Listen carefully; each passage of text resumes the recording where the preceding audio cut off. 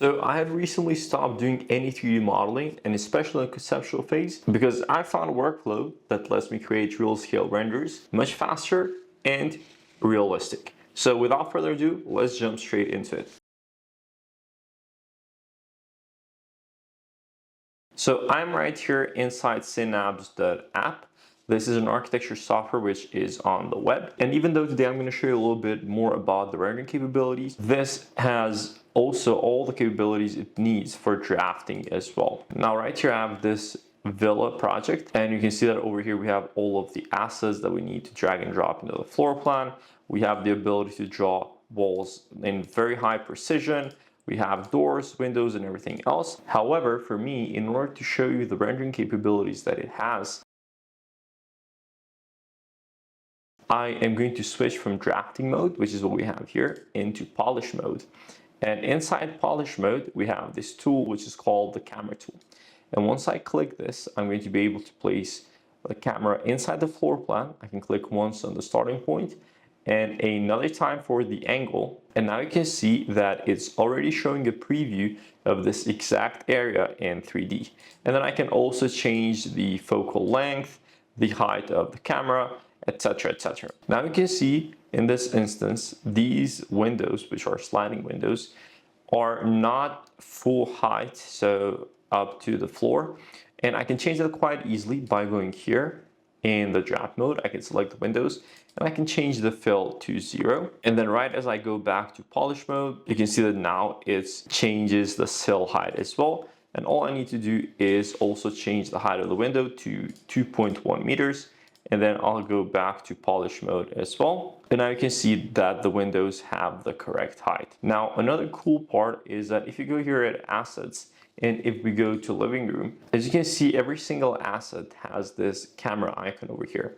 However, if this is gray, it says that this will not particularly be detected in the 3D model, but the ones which are actually orange will be detected in the 3D model. So what I'm going to do is that I'm going to switch these armchairs for the ones that we have in the floor plan as of now.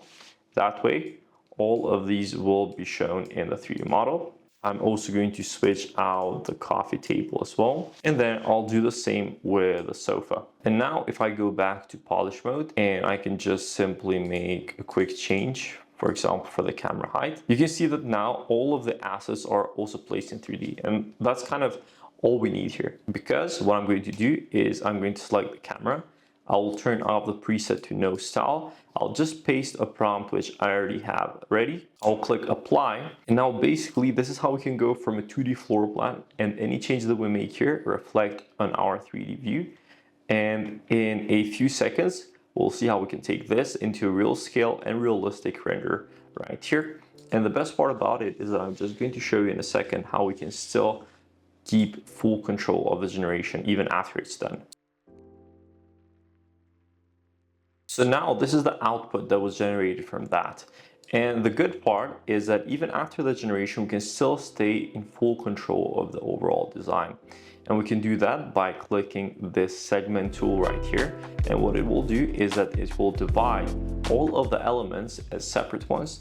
That way we can customize them to our own liking. For example, I can change the flooring automatically just by going to change flooring, and then I can use any of these presets here, or I can upload my own one. In this instance, I'm going to upload this flooring right here. I can just click apply, and in a few seconds, we should have the concrete flooring changed to a herringbone flooring. This is what is so great about this, because we see all these AI generations out there which are 99% fictional, are not based on any sort of floor plan or anything like that. And then you also have no control over anything that's been generated after that. And as you can see, this automatically changed the flooring to the exact reference that we had. Now we can do that even with furniture. So for example, I'm going to select the sofa here, and I can go ahead and replace element. And then I upload one of the sofas as a reference. I can just click replace element, and the same will happen in a few seconds with the sofa as well. Now, another aspect which helps a lot is that we can also use like a lasso tool, just like in Photoshop, to isolate something manually. So in this instance, I'm just gonna draw something right here, and I will tell it to add a rug. And as you can see now, it also changed the sofa to the exact reference that I had. And now I can also show you the lasso tool, which I was talking about. So for example, I can do something like this. I can close this off, and then I can edit with prompts, and I can say add a rug which matches the aesthetics and mood of the rest of the room. And I can click apply, and this should definitely do it for the rug as well. We can also add some sort of abstract painting. We can tell it to add a floor lamp or anything that we'd like. So there we have the rug as well. And I can just do like a general edit with prompt with add a floor lamp, an abstract painting on the wall, and a pendant light that match the aesthetic and the mood of the rest of the image. So now, for example, I don't like this hanging lamp, and I'm just going to replace it with something off a reference that I found online quite easily, and then we're going to have it there. And I can just click erase, and it will remove this element completely for us. So with that said, I'm going to continue to the rest of the rooms. I'm going to continue with the bedroom here. So I'm going to increase the field of view. I'm going to lower the angle a bit as well. And by the way, for all of these that we generate, we can easily boost resolution with one click to actually improve the pixelation and everything else inside of the image. And then over here, we also have the bedroom generated. I'm going to go ahead and add one more camera right here for the kitchen. So now we have the boosted resolution for the living room as well. We have the bedroom generated too, and then we're also going to have the kitchen.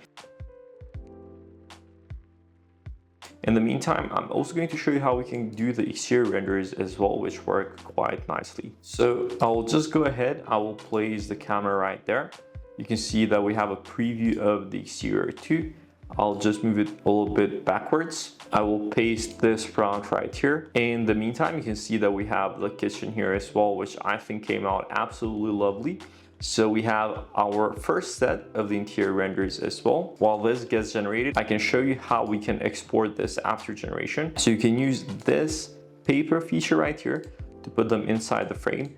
And then once you have them inside the frame, you can just select the paper. You can click the plus icon inside the drafting mode, and then you can choose a PNG to export. And then this will export as a PNG or a JPEG, depending on your preference. And this is exactly the output that you will get. And then we also have the exterior render right here. So this is how we can create renders without having to 3D model, especially in the conceptual phase when you do not need as much details in terms of like the exact cornice or even the exact crown and the ceiling, etc, etc.